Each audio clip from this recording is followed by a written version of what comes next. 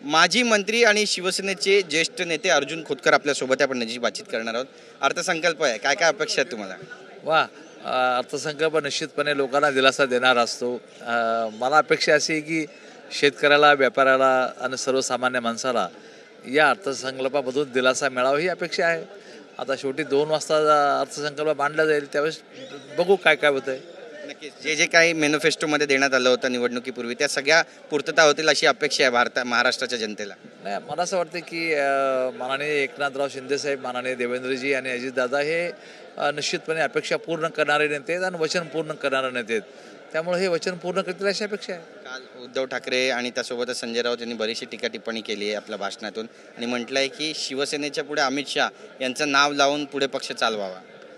आता काय बघा, वरिष्ठ नेते आहेत, त्यांनी काय बोलावं काय नाही बोलावं आता महाराष्ट्राला माहीत आहे सर्व. आता मला असं वाटतं की त्यांनी फक्त कामावर लक्ष द्यावं, पक्षावर लक्ष द्यावं, पक्ष सांभाळावा. आता काही राहिलं नाही तर मला असं वाटतं की आता फार मोठे माणसं बोलणं बरोबर नाही आम्ही, पण आता पक्ष सांभाळून राहिला, जेवढा राहिला तेवढा पक्ष सांभाळवते.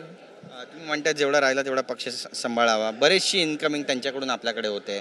बरेचसे कार्यकर्ते, माजी आमदार, पदाधिकारी सुद्धा शिवसेनेकडे येऊन काम करू इच्छितात. एकनाथ शिंदे यांच्यासोबत त्यांना काम करायचं आहे. आता रवींद्र धंगेकर सुद्धा येत आहेत.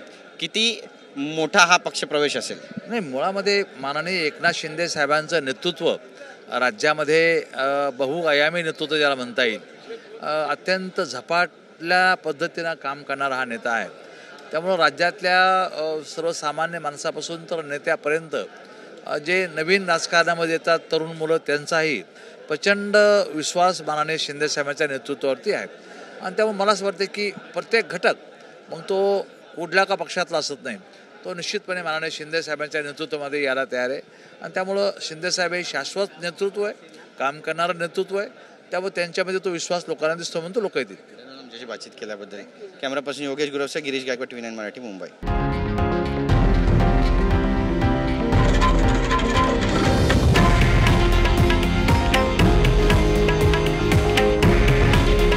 हे आहे देशातील नंबर 1 न्यूज नेटवर्क आणि आपण पाहत आहात TV9 मराठी. काळजी तुमची, हित महाराष्ट्राचं.